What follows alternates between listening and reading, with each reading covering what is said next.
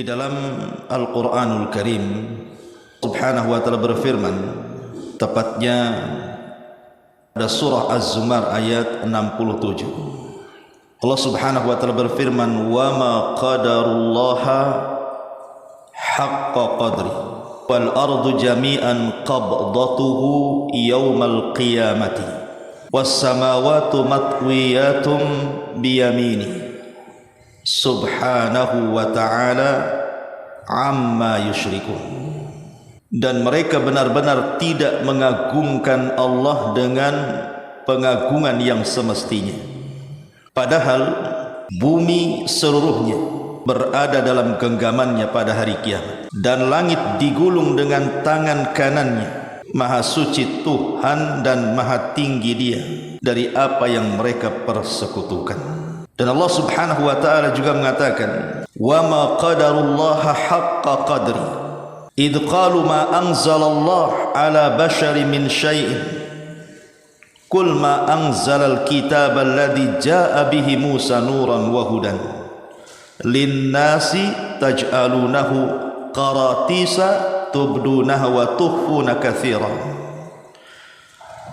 wa ulimtum ma lam ta'lamu antum wala aba'ukum qulillah thumma dharhum fi haudihim yal'abun."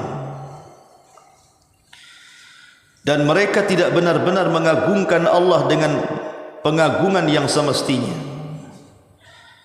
dikala mereka berkata Allah tidak menurunkan satu apapun kepada manusia. Katakanlah wahai Muhammad, siapa yang menurunkan kitab yang dibawa oleh Musa sebagai cahaya dan petunjuk bagi manusia?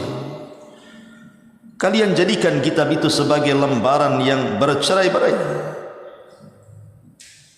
Kalian tampakkan sebagian dan kalian sembunyikan sebagian yang lainnya, padahal telah diajarkan kepada kalian apa-apa yang tidak diketahui oleh kalian serta nenek moyang kalian. Katakanlah Allah Subhanahu wa ta'ala, lalu biarkanlah mereka bermain-main dalam kesesatan mereka. Ma'asyiral muslimat yang dimuliakan Allah Subhanahu wa ta'ala, ayat ini ada asbab nuzulnya. Diriwayatkan dari Abdullah ibn Mas'ud radhiyallahu an. Jadi ada seorang pendeta Yahudi itu datang kepada Nabi sallallahu alaihi wasallam kemudian berkata, "Ya Muhammad, inna najidu anna Allah yaj'alus samawati ala isba' wal aradina ala isba' wasyajara ala isba' wal ma' ala isba' wathara ala isba' wasairal khalqi ala isba' fayaqulu ana al-maliku." Fadhahika an-nabiy sallallahu alaihi wasallam hatta badat nawajiduhu tasdiqan liqaulil habri thumma qara'a wa ma qadarullaha haqqa qadri wal ardu jami'an qabdatuhu yaumal qiyamah. Orang Yahudi itu atau pendeta Yahudi ini berkata kepada Nabi sallallahu alaihi wasallam, "Wahai Muhammad, sesungguhnya kami dapati dalam kitab suci kami bahwa Allah akan meletakkan langit di atas satu jarinya, pohon-pohon di atas satu jarinya, air di atas satu jarinya, tanah di atas satu jarinya, bahkan seluruh makhluk di atas satu jarinya. Kemudian Allah berfirman, akulah raja kalian." Maka Nabi SAW tertawa sampai nampak gigi geraham beliau karena membenarkan ucapan pendeta Yahudi itu. Kemudian beliau membacakan firman Allah Azza wa Jal, dan mereka tidak mengagungkan Allah dengan pengagungan yang semestinya, padahal bumi dan seluruhnya berada pada genggamannya pada hari kiamat. Ma'asyiral muslimat yang dimuliakan Allah Subhanahu wa ta'ala, perhatikan dalil-dalil yang saya baca tadi. Allah Subhanahu wa ta'ala berfirman di dalam Al-Quran surah Az-Zumar tadi, bahwa kebanyakan manusia itu tidak mengagungkan Allah dengan semestinya pengagungan yang diperintahkan Allah dan Rasulnya.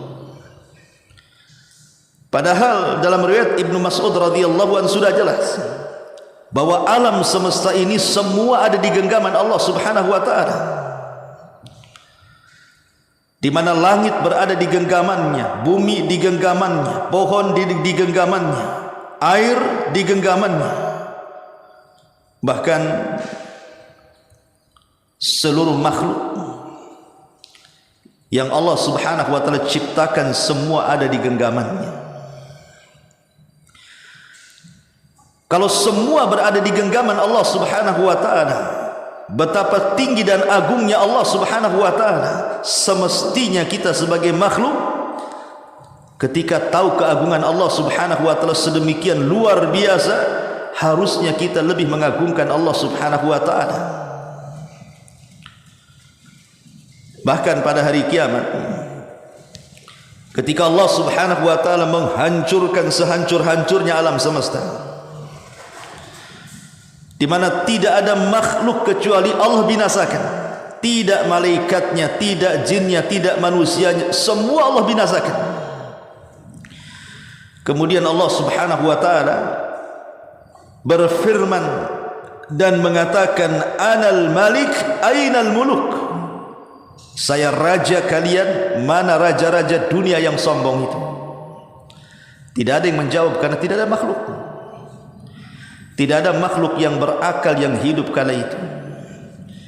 Maka Allah Subhanahu wa taala jawab sendiri dan mengatakan, Lillahil wahidil qahhar, bahwa kekuasaan itu milik Zat yang Maha Esa dan Maha Perkasa. Kalau semua makhluk berada di genggaman Allah Subhanahu wa taala, Allah bisa kemudian menciptakan mereka dan Allah bisa membinasakan mereka semuanya. Artinya bahwa kekuasaan itu ada di tangan Allah. Raja itu ada di tangan Allah Subhanahu wa taala.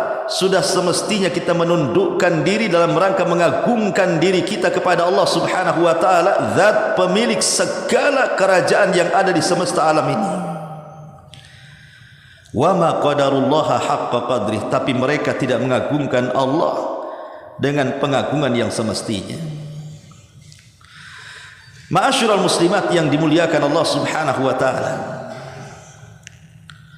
bagaimana caranya supaya kita tahu keagungan Allah dan kita bisa mengagungkan Allah Subhanahu wa taala, dan siapa-siapa orang-orang yang dianggap tidak mengagungkan Allah itu? Inilah yang kita akan bahas sedikit. Ma'asyiral muslimat yang dimuliakan Allah Subhanahu wa taala, kita tahu bahwa cukuplah saya sebut 3 ciptaan Allah yang menunjukkan besarnya Allah di hadapan kita. Pertama, Allah Subhanahu wa taala menciptakan arsy dan juga kursinya. Tidak ada makhluk yang lebih besar melebihi arsyur Rahman, arsy-Nya Allah Subhanahu wa taala. Bahkan kalau seluruh makhluk di luar arsy, mencakup buminya, mencakup langitnya, mencakup galaksinya, mencakup juga kursinya, itu dibandingkan dengan arsy Allah Subhanahu wa taala ibarat cincin dilempar ke padang pasir. Cincin itulah, buminya di situ, langitnya di situ, galaksinya di situ, kursinya di situ, alam semestanya di situ. Sementara padang pasir itulah arsyur Rahman, arsy Allah Subhanahu wa taala. Kalau itu bandingannya, berarti yang menciptakannya Allahu Akbar, Allah lebih besar daripada arsy ciptaannya. Jangankan kita bicara arsy ya, coba kita naik pesawat, Bu, dari Hang Nadim itu. Kemudian pesawat ini naik ke langit, hanya beberapa kaki dari bumi saja di permukaan laut itu. Kemudian ibu menoleh dari jendela pesawat ke bumi itu. Jangan cerita orangnya, bandaranya saja sudah enggak kelihatan. Betapa kecilnya manusia enggak kelihatan. Di hadapan bumi yang terbentang luas ini saja, kita ini hanya setitik, mungkin tidak kelihatan titik itu. Berarti kita ini kecil. Itu bandingan kita dengan bumi saja. Kalau seandainya bumi ini dibandingkan dengan langit, maka itu sama dengan cincin dilempar ke padang pasir. Cincin itu buminya, langit itu padang pasirnya. Dan kalau seandainya kita gabungkan bumi dan langit itu dibandingkan dengan kursi Allah, maka itu sama dengan cincin dilempar ke padang pasir. Langit, bumi itu cincinnya, padang pasir seluas itu adalah kursinya. Dan kalau kita gabung dengan arsy Allah, maka juga sama bagi cincin dilempar ke padang pasir. Berarti yang menciptakannya akbar, jauh lebih besar dibandingkan makhluknya. Itulah keagungan Allah Azza wa Jalla. Kemudian yang kedua, Allah Subhanahu wa taala menciptakan langit dan bumi. Abdullah ibn Mas'ud radhiyallahu anhu sampai mengatakan, "Bainas sama'id dunya wallati taliha 500 amin wa baina kulli sama'in wa sama' 500 amin wa bainas sama'i sabi'ati wal kursi 500 amin wa bainal kursi wal ma' 500 amin wal arsyu fawqal ma' wallahu fawqal arsy la yakhfa alaihi syai'un min a'malikum." Kata Abdullah ibn Mas'ud radhiyallahu anhu, jarak langit dunia yang kita lihat itu dengan langit berikutnya, langit kedua, itu jaraknya 500 tahun perjalanan. Dan jarak antara langit kedua ke ketiga itu juga sama, 500 tahun perjalanan. Kemudian jarak dari langit ketiga ke empat juga 500 tahun perjalanan. Setiap satu langit ke langit berikutnya itu 500 tahun perjalanan. Kemudian antara langit ketujuh dengan kursi juga jaraknya 500 tahun perjalanan. Dan antara kursi ke air yang ada di atas sama 500 perjalanan. Dan arsy Allah itu di atas air, sementara Allah itu berada di atas arsy-Nya. Dan bagi Allah tidak ada yang tersembunyi dari amal kalian, walaupun terlapisi dari atas, dari mulai arsy-Nya, kursinya, langitnya, buminya, tidak ada yang tersembunyi bagi Allah apapun yang kita lakukan. Lihat bagaimana jarak langit dan bumi saja 500 tahun perjalanan. Allah bisa sanggup menciptakan alam semesta sedemikian rupa. Dan ini menunjukkan apa? Keagungan Allah Azza wa Jalla. Belum ada yang mampu menembus perjalanan sejauh itu kecuali makhluk yang Allah kehendaki untuk menembusnya, seperti Rasulullah sallallahu alaihi wasallam dalam peristiwa Isra dan Mi'raj. Karena kuasa Allah. Tapi selain Nabi SAW, siapa di antara manusia yang bisa menembus? Jangan lagi cerita ke Sidratil Muntaha. Menembus ke langit saja tidak ada yang bisa. Ma'asyiral muslimin yang dimuliakan Allah Subhanahu wa taala.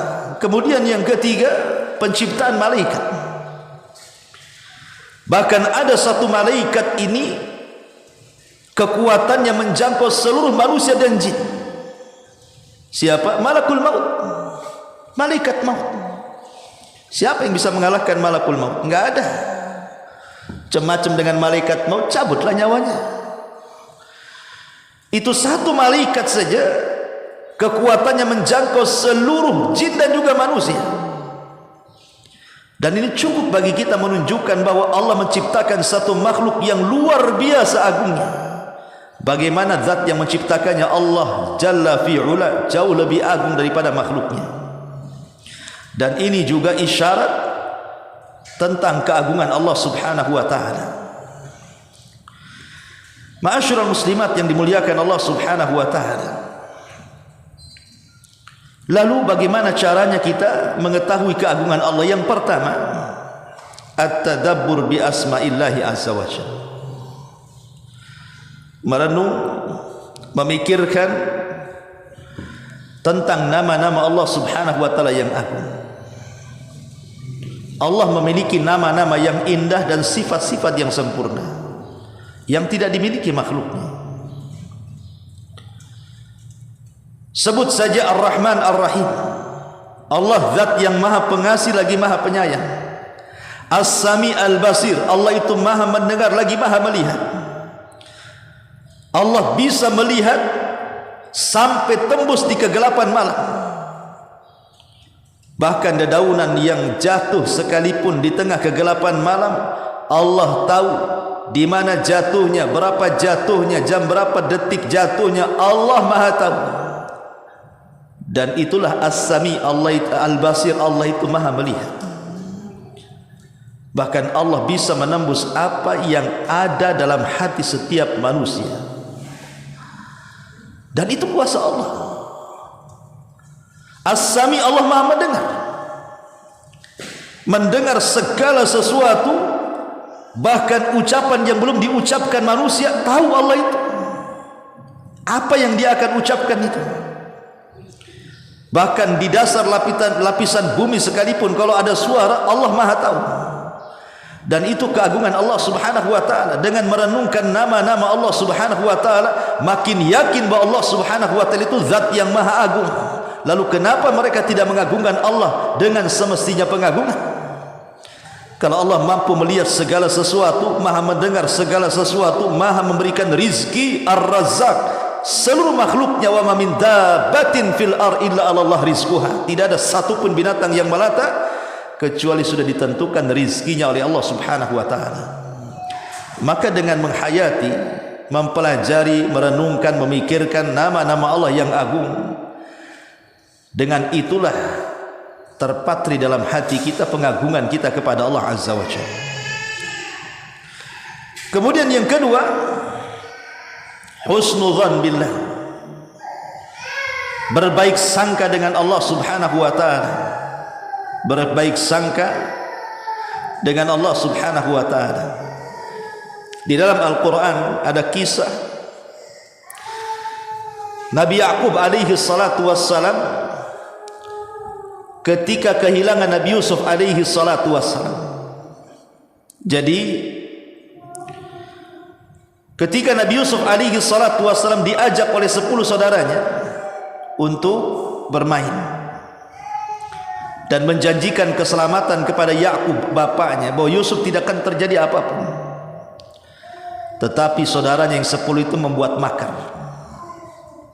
hendak berbuat jahat kepada Yusuf. Dimasukkan pulalah Yusuf ini ke dalam sumur. Kemudian dia mengambil pakaiannya dan dilumuri dengan darah kambing.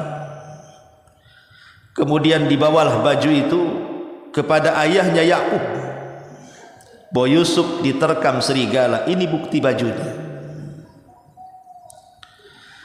Akhirnya kemudian Nabi Ya'qub alaihi salatu wasallam sedih. Ada yang mengatakan tangisannya yang terus berhari-hari, berbulan-bulan, bertahun-tahun menjadikan dia buta, karena sedih memikirkan Nabi Yusuf alaihi salatu wasallam. Tetapi karena Nabi Ya'qub itu berhusnudzon kepada Allah, Yusuf ini belum mati, Yusuf ini masih hidup. Ketika kemudian setelah singkat cerita, setelah kemudian Nabi Yusuf menjadi orang besar di Mesir, kemudian datanglah rombongan Ir dari Palestina hendak menukar gandum dengan barang-barang berharga, karena ketika itu terjadi paceklik hebat di Palestina sehingga tidak ada makanan yang mereka makan. Terpaksa mereka datang ke Mesir untuk menukar makanan dengan barang berharga. Yusuf masih kenal saudara-saudaranya. Sampai pada waktunya Nabi Yusuf menyerahkan pakaiannya, disuruh untuk dibawa ke ayahnya. Subhanallah, Al-Quran mengatakan, falamma anja'al bashir alqahu ala wajhihi fartadda basira qala alam aqul lakum inni a'lamu minallahi ma la ta'lamun. Ketika pakaian Yusuf itu sampai kepada Ya'qub, kemudian diusapkan di wajah Ya'qub, tiba-tiba mata Ya'qub yang buta menjadi sembuh, mampu melihat. Ya'qub sudah tidak buta lagi. Kemudian Nabi Ya'qub alaihi salatu wassalam mengatakan kepada putra-putranya yang dulu berbuat jahat kepada Nabi Yusuf, alam aqul lakum, bukankah sudah kukatakan kepada kalian, inni a'lamu minallahi ma la ta'lamun, aku punya pengetahuan dari Allah yang kalian tidak tahu. Karena ketika itu Ya'qub yakin Yusuf belum mati. Tentu praduga Yusuf belum mati itu datang dari Allah Subhanahu wa taala. Dengan yakinnya Ya'qub mengatakan Yusuf masih hidup, cari dia. Tentu keyakinan seperti itu, itulah yang disebut dengan husnudzan billah. Berhusnudzan kepada Allah Subhanahu wa taala, berbaik sangka dengan Allah, karena itu bagian daripada pengagungan kita kepada Allah. Kita tidak boleh suudzon kepada Allah, itu bukan bagian daripada pengagungan. Berhusnudzon kepada Allah Azza wa Jalla. Kalau kita ditimpa musibah, ditimpa ujian dari Allah Subhanahu wa taala, berhusnudzonlah kepada Allah. Boleh jadi Allah sedang menguji kita ini dalam rangka mengangkat derajat kita, dalam rangka menghapuskan dosa-dosa kita, dalam rangka menegur kita supaya kita jauh lebih baik lagi. Dan ingat, kita harus yakin bahwa tidaklah Allah menguji hambanya kecuali karena Allah sayang dengan hamba-hambanya. Itulah bentuk pengagungan kita kepada Allah. Tapi kalau kita suudzon dengan Allah, itu tidak mengagungkan Allah. Orang yang menjadikan musibah itu seolah-olah bagian daripada azab, itu tidak pernah mengagungkan Allah. Tidak ada husnudzon, berbaik sangka dengan Allah Azza wa Jalla. Ini yang kedua. Yang ketiga, at-tadhallul wala takabbur. At-tadhallul, merasa hina, dan jangan sombong di hadapan Allah Subhanahu wa taala. Allah mengatakan dalam Al-Qur'an, wala tamshi fil ardi maraha innaka lan tahriqal arda wa lan tablughal jibala tula. Dan janganlah engkau berjalan di bumi ini dengan sombong, karena sesungguhnya engkau tidak akan dapat menembus bumi dan tidak pula mampu menjulang setinggi gunung. Jangan pernah sombong dengan Allah Azza wa Jalla. Siapa yang bisa menembus bumi? Yang Allah Subhanahu wa taala ciptakan itu, tidak ada yang mampu menembus bumi. Dan tidak ada yang mampu menjulang setinggi gunung. Makhluk yang paling kuat di bumi ini gunung. Tidak ada yang mampu menjulang seperti gunung. Jangan sombong dengan Allah Azza wa Jalla. Karena kesombongan itu adalah ridanya Allah, selendangnya Allah.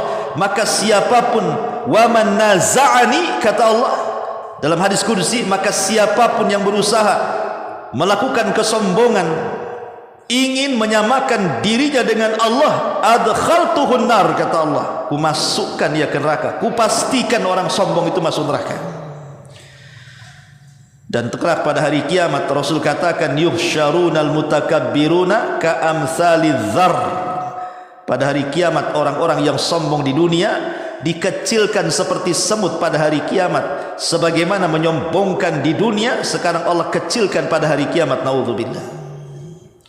Maka orang yang sombong itu tidak mengagungkan Allah, karena kesombongan itu hak mutlak milik Allah. Maka hendaklah kita menjadi orang fakir di hadapan Allah. Antumul fuqara ilallah.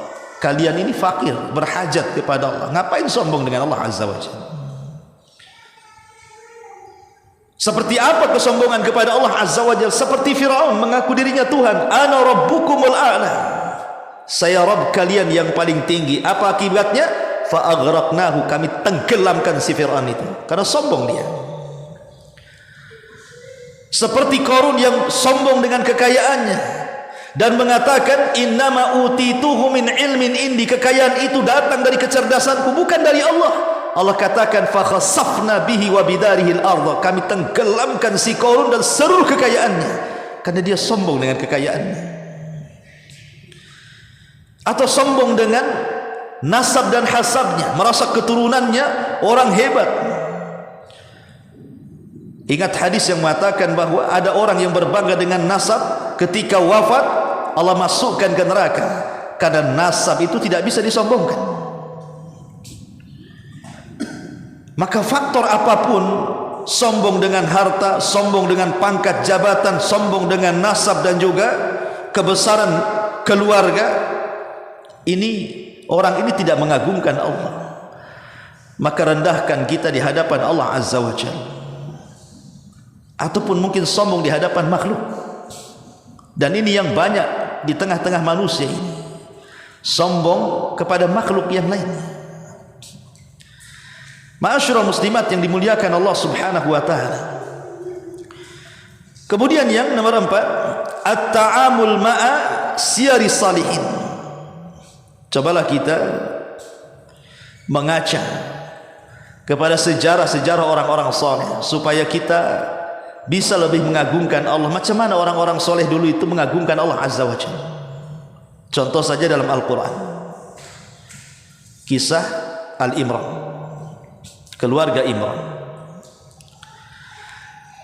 Imran ini salah satu pembesar yang sangat dimuliakan di tengah-tengah Baitul Maqdis oleh seluruh ulama dan ubat di saat itu.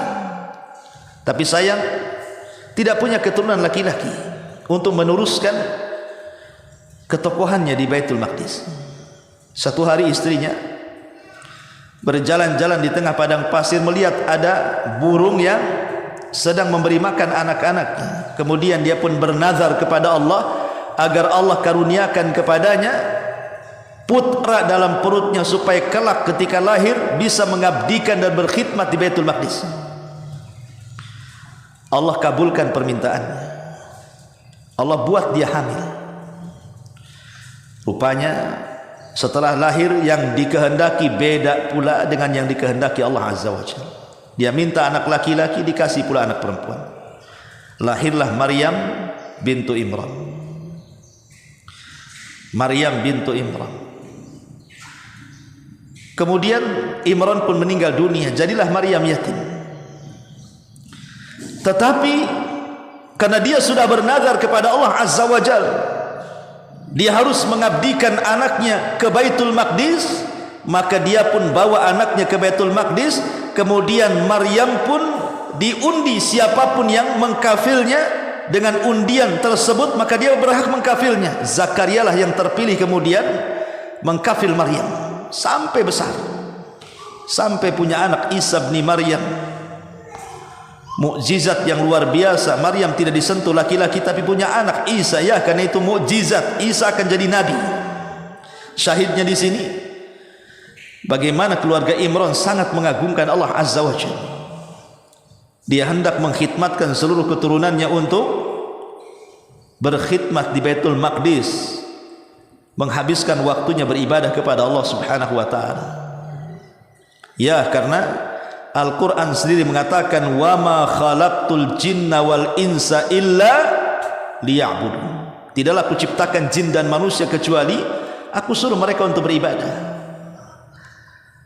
Jadi dengan melihat orang-orang saleh, baik yang diceritakan dalam Al-Quran atau yang diceritakan dalam hadis-hadis Nabi SAW ataupun sirah para sahabat, para tabi'in, para tabi'in, bagaimana kehidupan mereka itu, waktu, tenaga, biaya sampai nyawa mereka taruhkan hanya untuk beribadah kepada Allah. Itu bentuk pengagungan mereka kepada Allah. Tiru mereka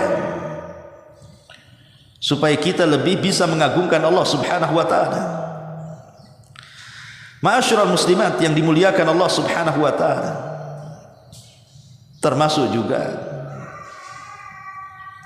di antara bentuk pengagungan kita kepada Allah Subhanahu wa taala adalah an-nadharu ilal kaun.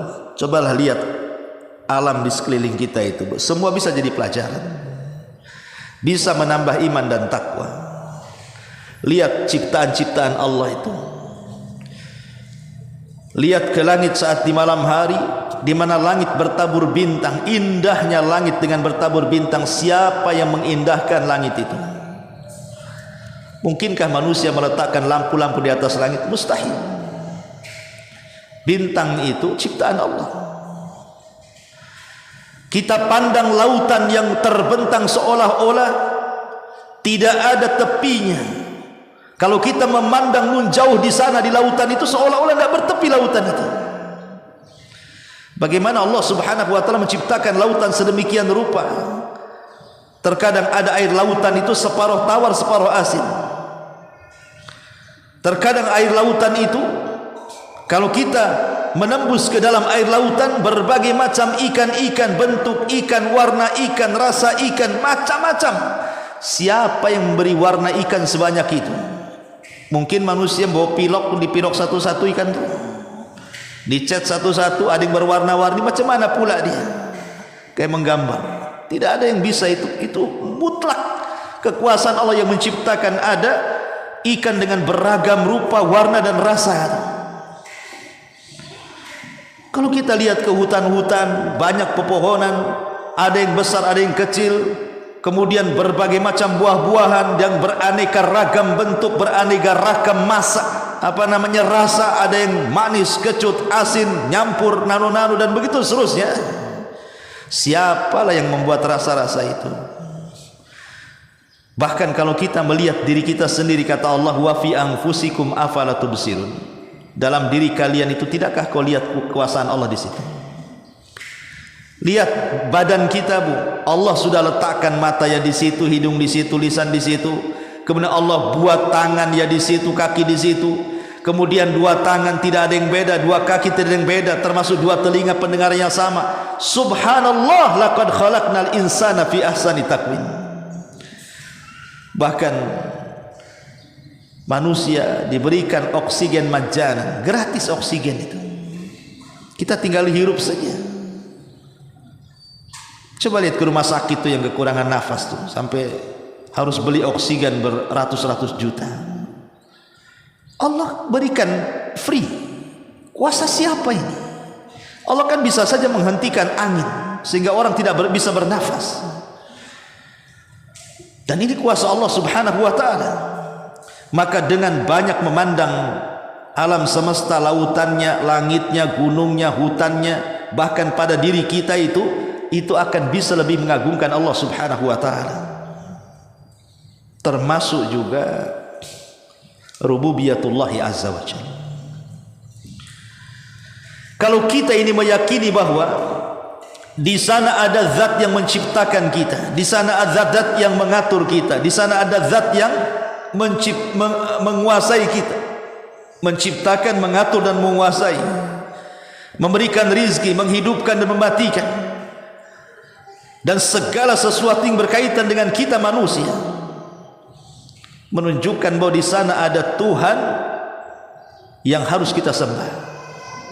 Karena secara logika, kalau Allah Subhanahu wa ta'ala menciptakan kita, Dia pula yang mengatur kita, Dia pula yang menguasai kita, Dia pula yang memberikan rezeki kepada kita, Dia pula yang memberikan kehidupan dan kematian kepada kita, maka Allah dengan rububiyahnya sudah berhak untuk disembah. Karena kita tidak boleh menyembah zat yang tidak bisa menciptakan. Kita tidak boleh menyembah zat yang tidak bisa mengatur dan menguasai, menghidupkan dan matikan. Macam mana kita menyembah zat yang lemah? Kita menyembah zat kuat. Maka dalam bentuk pengagungan kita kepada Allah adalah dengan merenungkan rububiyah Allah yang sampai kepada uluhiyahnya. Barulah itu mengagungkan Allah Subhanahu wa ta'ala. Burung hudhud di zaman Nabi Allah Sulaiman, ketika Sulaiman berkata, di mana si hudhud itu? Kok enggak ada dalam barisan? Cari si hudhud. Kalau tidak kutemui dengan segera, kubunuh dia atau kuazab dia, atau dia mendatangkan alasan yang jelas. Datang hudhud. Kemudian menceritakan bahwa aku punya ilmu yang kau tidak punya, wahai Sulaiman. Aku baru saja terbang dari Palestina ke Yaman. Aku melihat ada kerajaan, pemimpinnya perempuan. Wajadtuha wa qaumaha yasjuduna lisyamsi min dunillah. Aku dapati rajanya, ratunya dan juga kaumnya, mereka sujud kepada matahari selain daripada Allah Azza wa Jalla. Subhanallah, burung hudhud benci dengan kesyirikan. Itu seekor burung.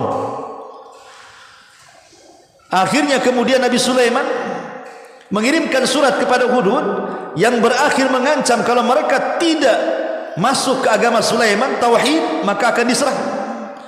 Di ujung kisah, Balqis pun datang kepada Sulaiman, kemudian masuk dalam Islam. bertauhid kepada Allah Azza wa Jalla. Satu burung hudhud menyebabkan hidayah satu kerajaan Sabah. Lihat, kalau hewan saja tidak suka dengan kesyirikan, harusnya kita juga sama. Hewan loh tidak suka kesyirikan dan menjadikan penyebab hidayahnya kerajaan Sabah. Harusnya manusia yang berakal harus lebih lagi berfikir bahwa zat yang tidak sanggup menciptakan, mengatur, memiliki, menghidupkan, mematikan, berikan rizki dan begitu seterusnya, kalau zat itu tidak layak itu semua, layakkah disembah? Tidak layak disembah.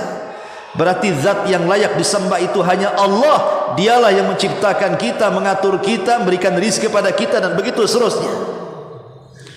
Begitulah cara mengagungkan Allah Subhanahu wa taala. Ma'asyiral muslimat yang dimuliakan Allah Subhanahu wa taala, dan kita harus yakin bahwa Allah itu zat yang maha kaya. Antumul fuqara ilallah wallahu huwal ghaniyul hamid. Kalian semua fakir, sangat berhajat kepada Allah. Dialah zat yang maha kaya lagi maha terpuji. Ya ibadi, innakum lam tablughu dzurri fatadhurruni wa lan tablughu naf'i fatanfa'uni. Wahai hambaku, kalian tidak akan mungkin menyakitiku, tidak mungkin memberikan manfaat kepadaku dengan madarat yang kalian lakukan atau manfaat yang kalian berikan. Ya ibadi, law anna awwalakum wa akhirakum wa insakum wa jinnakum kanu ala atqa qalbi rajulin wahidin minkum ma zada dzalika fi mulki syai'ah. Hei hamba-hambaku, kalau seandainya orang yang awal kalian dan yang akhir kalian, manusia kalian dan jin kalian berada di satu hati, itu tidak menambah kekuasaanku sedikit pun. Ya ibadi, lau anna awwalakum wa akhirakum wa insakum wa jinnakum kanu ala afjari qalbi rajulin wahid ma naqasa dzalika min mulki syai'ah. Wahai hambaku, kalaulah seandainya orang yang awal-awal kalian, yang akhir kalian, manusia kalian, jin kalian jadi satu hati, menjadi seluruh manusia hatinya semua buruk, tidak ada yang baik, itu tidak mengurangi kekuasaanku, kata Allah. Jadi kalau seandainya satu dunia baik, satu dunia beriman, satu dunia masuk Islam, tidak menambah kekuasaan. Kalaupun satu dunia fajir, fasik, kafir, musyrik sekalipun, tidak mengurangi kekuasaan Allah, tidak mengurangi kekuasaan Allah. Bahkan ya ibadi, lau anna awwalakum wa akhirakum wa insakum wa jinnakum qamu fi sa'idin wahid fasa'aluni fa'ataitu kulla insanin mas'alatahu ma naqasa dzalika mimma indi illa kama yanqus al-mihyatu idza udkhilal bahra. Wahai hamba-hambaku, kata Allah, seandainya orang yang awal kalian dan akhir kalian, manusianya atau jinnya, mereka berkumpul di satu tanah lapang, semuanya meminta kepadaku, baik mintanya banyak atau sedikit, kemudian aku kasihlah permintaan setiap orang dan jin yang minta kepadaku, itu tidak berkurang sedikit pun kekayaanku, melainkan seperti jarum diletakkan di lautan kemudian diangkat, kemudian ada tetesan terakhir di ujung jarum, itulah yang diberikan kepada seluruh manusia yang awal dan akhir, seluruh jin yang awal dan akhir. Sementara lautan itu adalah kekayaan Allah yang tidak bertepi, kaya raya Allah itu. Lalu apa yang disombongkan?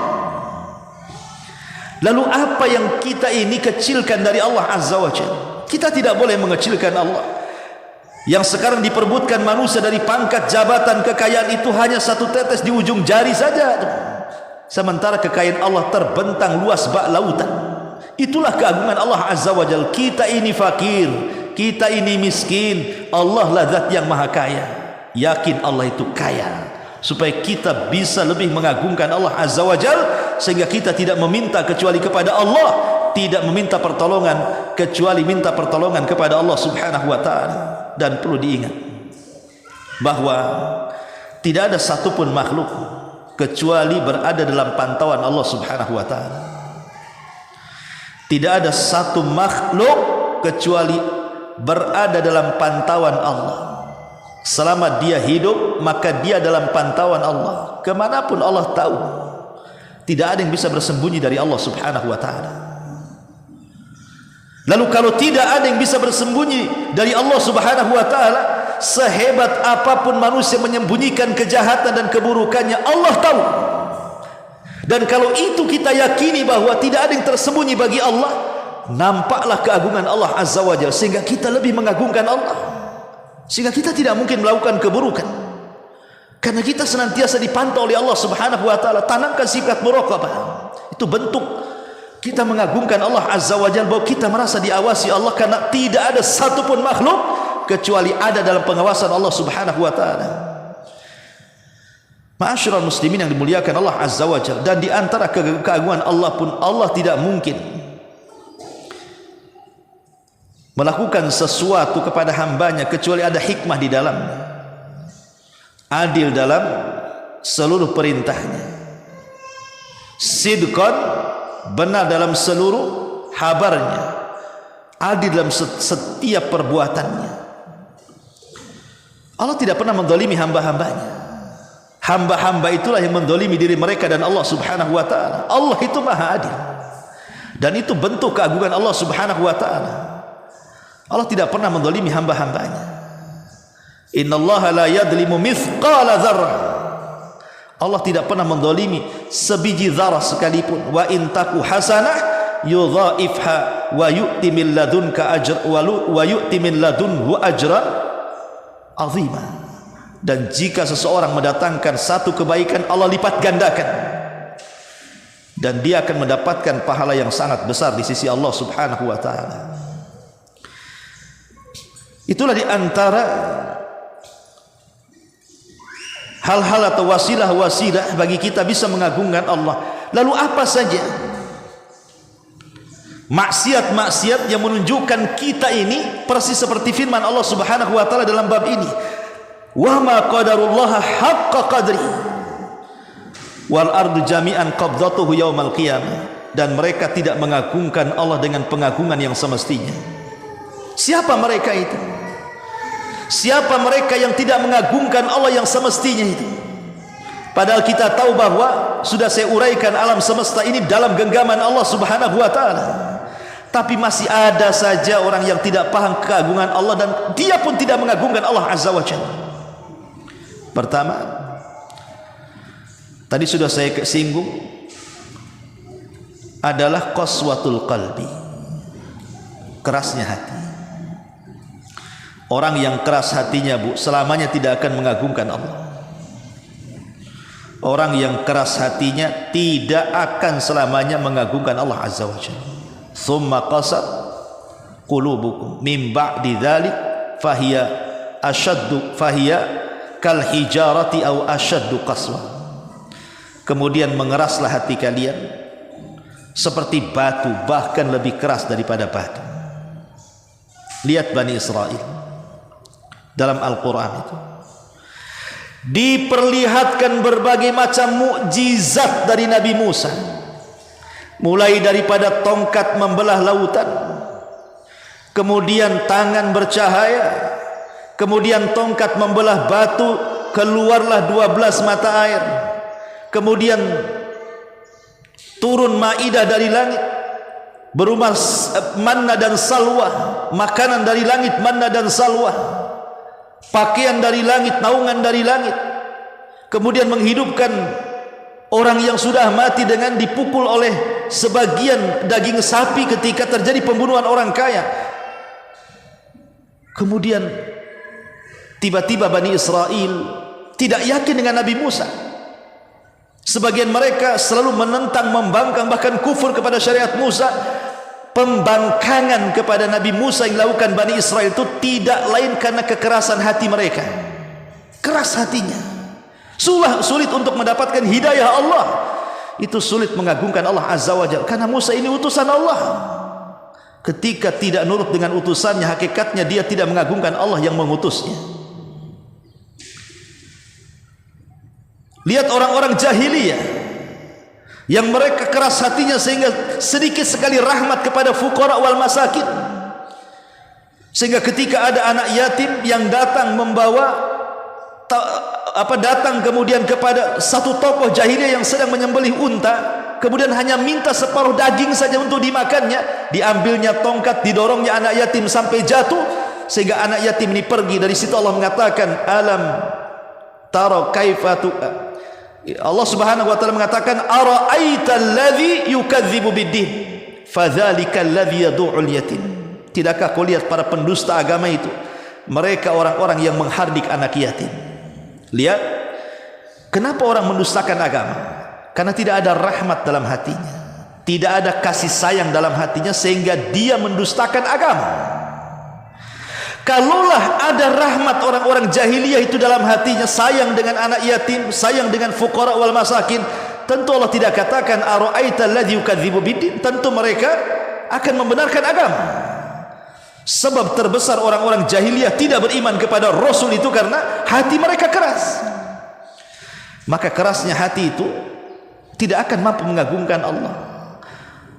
Maka lembutkan hati, jalankan perintah, jauhi larangan, nikmati yang dihalalkan, jauhi yang diharamkan. Apapun yang diperintahkan Allah, sami'na wa ata'na. Jangan keras. Kalau keras hati susah mendapatkan hidayah, dan itu bukti tidak mengagungkan Allah Subhanahu wa ta'ala. Yang kedua, az-zulmu lil ibad, melakukan kezaliman sesama hamba. Kalau orang itu tahu bahwa kezaliman itu sesuatu yang dibenci Allah, sampai Allah sebutkan dalam hadis kursi itu, inni haramtu zulma ala nafsi, aku haramkan kezaliman itu kepada diriku, wa ja'altuhu muharraman bainakum fala tadzalam, dan kujadikan kezaliman itu haram bagi kalian, maka janganlah kalian saling zalim menzalimi. Ketika Allah mengatakan aku haramkan kezaliman kepadaku, kemudian Allah katakan aku haramkan juga kezaliman sesama kalian. Jadi Allah itu benci dengan kezaliman. Allah itu benci dengan kezaliman. Kalau ada orang Islam kemudian melakukan kezaliman kepada orang kafir, kemudian orang kafir berdoa kepada Allah Azza wa Jalla agar Allah menimpakan azabnya kepada seorang muslim yang sudah menzalimi orang kafir ini, bagaimana sikap Allah? Allah Subhanahu wa ta'ala akan berdiri di samping orang kafir ini, bukan karena kekafirannya, karena orang kafir itu di pihak yang dizalimi. Allah tidak suka dengan kezaliman, dan Allah sangat cinta dengan keadilan. Lah ketika kita melakukan kezaliman kepada sesama hamba, berarti kita tidak mengagungkan Allah. Bukankah Allah yang mengharamkan kezaliman kepada dirinya, setelah itu Allah haramkan kezaliman sesama hamba, kita pula berbuat zalim. Itu sama dengan tidak mengagungkan Allah Azza wa Jalla. Maka jangan melakukan kezaliman, menggibah saudaranya, menghina saudaranya, merendahkan saudaranya, mengadu domba saudaranya, mengambil hak saudaranya, menyakiti dengan lisan, dengan perbuatan saudaranya, menumpahkan darah, dan begitu seterusnya. Banyak kezaliman. Orang yang melakukan kezaliman itu tidak mengagungkan Allah Azza wa Jalla. Ini yang kedua. Yang ketiga tadi saya sudah katakan, at-takabbur 'alal khalqi, sombong di hadapan makhluk-makhluk yang lainnya. Sombong dengan hartanya, karena dia merasa berharta, sombong dia busungkan dadanya kepada orang-orang miskin, seolah-olah harta milik dia saja. Sombong dengan pangkat dan jabatannya, seolah tidak akan turun dari pangkat dan jabatan, seolah-olah pangkat jabatan milik dia yang akan mengekalkan dia. Tidak, walaupun jabatan tidak menurunkannya, tapi dia yang akan meninggalkan jabatan dengan kematiannya. Lalu apa yang disombongkan? Imma dia turun dari jabatannya, atau dia sendiri yang meninggalkan jabatannya dengan kematiannya. Apa yang disombongkan dari jabatan? Sombong dengan fisik, penampilan, kecantikan, ketampanan, kemolekan. Ada waktunya orang akan jadi jelek. Ada waktunya orang itu tidak akan bagus lagi. Ada waktunya badan ini melemah, badan ini menua, kulit ini keriput, bahkan boleh jadi setruk terbaring, hanya meninggalkan cerita bahwa aku pernah ini, pernah itu, pernah ini, pernah itu, tahun sekian-sekian, aku ini bintangnya, aku ini bulannya. Sekarang sudah tua, siapa yang melamar ibu lagi? Enggak ada. Ma'asyiral muslimat yang dimuliakan Allah Azza wa Jalla, sehingga tidak perlu disombongkan. Lihat akhir kesudahan orang-orang yang sombong dalam Quran itu, sudahlah habis mereka. Kaum Ad yang sombong Allah binasakan, kaum Tsamud yang sombong Allah binasakan, Fir'aun, Qarun yang sombong Allah binasakan. Tidak ada cerita kesombongan kecuali berakhir dengan kebinasaan. Ini yang kedua. Yang ketiga, yang keempat, al-bu'du an qiyamil lail, menjauh dari qiyamul lail. Qiyamul lail ini bukan hanya sekedar tahajud, Bu. Qiyamul lail ini menghabiskan malam untuk ibadah. Ibu bangun hanya berzikir kepada Allah. Umpamanya ibu bangun kan, apa doanya, Bu? Alhamdulillahilladzi ahyana ba'da ma amatana wa ilaihin nusyur. Cukup ngomong gitu saja ibu sudah qiyamul lail tuh. Kalau ibu berdoa itu sudah qiyamul lail. Kemudian berwudu itu juga qiyamul lail. Kemudian qiraatul Quran itu juga qiyamul lail. Termasuk tahajud juga qiyamul lail. Kenapa orang-orang yang tidak pernah qiyamul lail, mungkin dia tidak sholat, tidak apa-apalah mungkin, tapi jangan lupa baca Quran. Mungkin dia tidak baca Quran, jangan lupalah berwudu. Mungkin dia tidak berwudu, masa berzikir tidak bisa, masa berdoa tidak bisa. Ingat, di sepertiga malam akhir itu setiap hari Allah turun ke bumi. Kemudian Allah menawarkan kekuasaannya dan mengatakan, man yad'uni fa astajibalah, wa man yastaghfiruni fa aghfiralah, wa man yas'aluni fa'utiya. Siapa yang berdoa aku kabulkan, siapa yang minta ampun ku ampuni, siapa yang meminta aku berikan seluruh permintaannya. Allah turun ke langit dunia, malaikat turun menyaksikannya. Kalau saya boleh analogikan, Bu, kalau saya katakan, Bu, besok sepertiga malam tolong ke bandara, jemput Pak Wali Kota mau datang, kira-kira ibu datang nggak? Pasti datang, apalagi ibu ajudannya, bisa dipecat tuh kalau tak datang tuh. Oh, kadang-kadang pesawat jam 2, Bu, jam 11 ibu sudah nongkrong di bandara. Tahu-tahu didelay sampai subuh, kapok lah, 4 jam menunggu dia. Tapi tetap ditunggu kan, Bu. Kenapa? Karena yang datang Pak Wali ini bukan hanya datang aja, mobilnya dicuci, dikasih parfum. Bukan hanya mobilnya, orangnya pun harus rapi. Nggak mungkinlah kucal gitu, Bu, ya. Ini kepada makhluk saja sepertiga malam disuruh jemput. Kok bisa jemput? Ini yang turun Allah menyambut kita, hamba-hambanya yang menciptakan kita, mengatur kita, memberikan segala sesuatu kepada kita. Tidak pernah kita sambut, minimalnya lah kalau tidak tiap hari ada dalam sebulan itu qiyamul lail. Entah tidak bisa tahajud ya baca Quran, tidak bisa baca Quran ya berwudu, tidak bisa berwudu ya berzikir, tidak bisa berzikir ya berdoa. Yang penting ibadah apalah gitu. Kan terkadang kita ini dalam sebulan tidur itu kan kadang-kadang ada waktu ngelilir, Bu, mungkin pengen kencing, sepertiga malam itu terpaksalah bangun, kemudian kencing, kan ada jeda sebelum tidur lagi itu, mungkin berzikir, atalah berzikir apalah, subhanallah bihamdi subhanallahil azim, kemudian tidur lagi gitu. Ibu sudah qiyamul lail itu, ya. Dan ibu yakin bahwa datang sepertiga malam itu Allah sedang turun, malaikat sedang turun di mana-mana. Itu bentuk pengagungan Allah Subhanahu wa taala. Termasuk juga mujaharatu bil ma'asi. Orang yang tidak mengagungkan Allah adalah orang yang terang-terangan melakukan dosa. Orang yang terang-terangan melakukan dosa itu tidak mengagungkan Allah sama sekali. Salah satu nama Allah itu Sittir. Allah itu Sittir, Maha Sittir, itu maha menutup aib kita.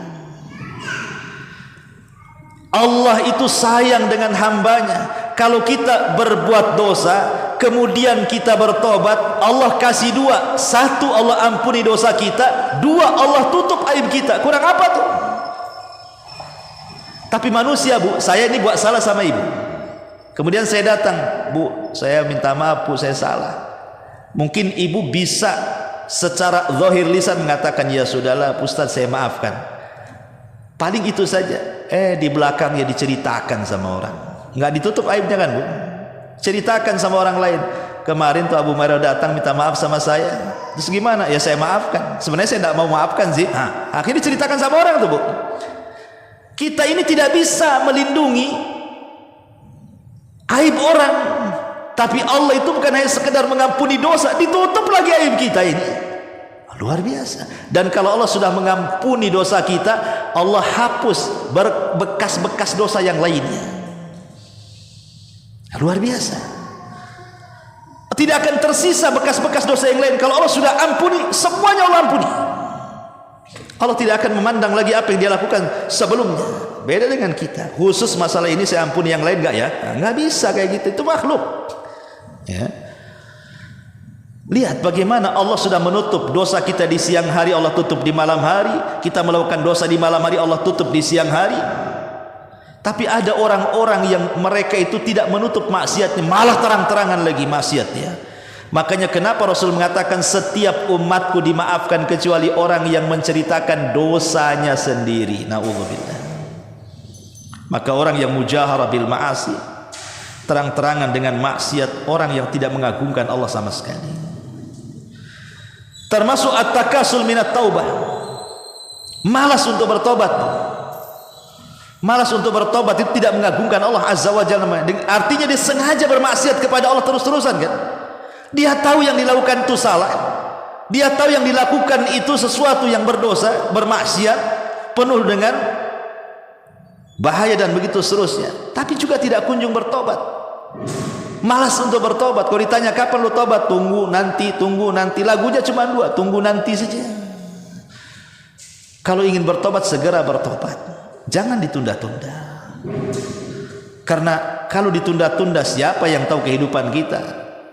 Kita niatnya 10 hari mau taubat, besok dah mati pula. Siapa yang tahu kematian kita? Maka orang yang tidak mengagungkan Allah, salah satunya at-takasul minat taubah, malas bertobat kepada Allah Azza wa Jalla.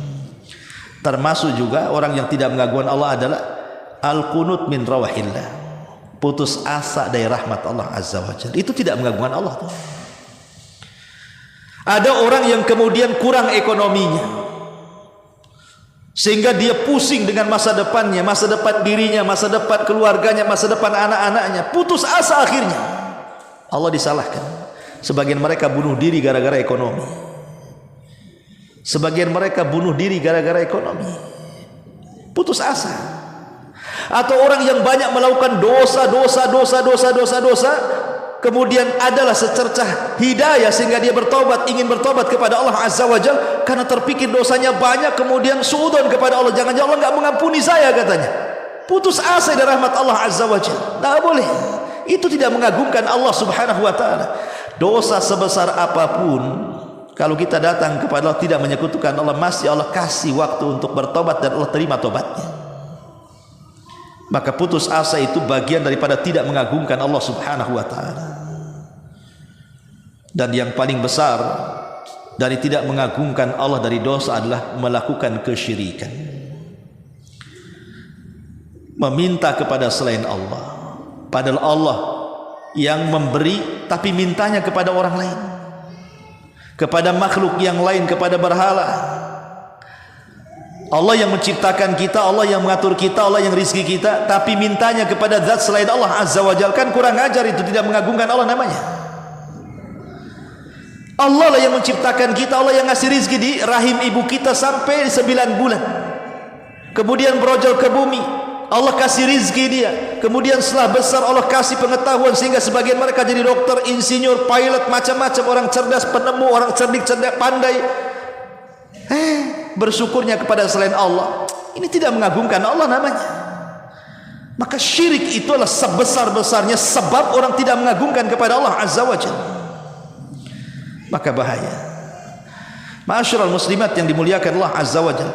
Maka dalam ayat ini ada satu pelajaran besar bagi kita, bahwa Allah itu zat yang maha besar. Agungkan Allah. Kita ini zat yang maha kecil, kecilkan kita di hadapan Allah Azza wa Jalla. Jangan sombong, jangan merasa besar, karena Allah itu wahidil qahar, zat yang maha esa dan maha perkasa. Bisa saja Allah sekonyong-konyong mengirim azabnya kepada kita. Sudah banyak bukti kalau Allah sudah marah, gunung bisa hancur, lautan bisa meluap, bumi bisa digoncangkan, langit bisa digerhanakan, manusia bisa dibinasakan. Itu kalau Allah marah tuh, segala sesuatu bisa terjadi. Oleh karena itulah maka agungkan Allah Subhanahu wa taala. Inilah cara bagaimana cara mengagungkan Allah Subhanahu wa taala. Wallahu a'lam bishawab.